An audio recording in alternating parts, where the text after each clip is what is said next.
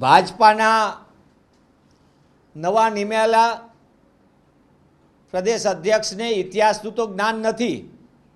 એમને પોતે ખુદે જો ભણ્યા હોય તો એ જે સ્કૂલમાં ભણ્યા છે એ પણ કોંગ્રેસના શાસનમાં બની છે.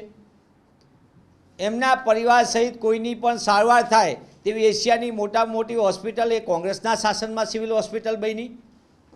રાજ્યની અંદર તમામ ગામોની અંદર સરકારી શાળાઓ, તમામ સરકારી યુનિવર્સિટીઓ, Indian institute of management, Indian institute of technology, national institute of design, institute of plasma research, physical research laboratory, ISRO સહિતની દેશ આખાને ગૌરવ આપે એવી સંસ્થા પણ કોંગ્રેસના શાસનમાં સ્થપાઈ છે.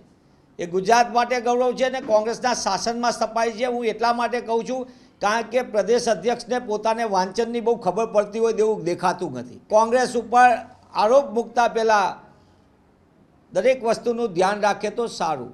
કોંગ્રેસના શાસનમાં ગોચર ગામનું અને ગાય માતાના રક્ષણ માટે અને તમામ પશુધન માટે ગોચરની વ્યવસ્થા થાય.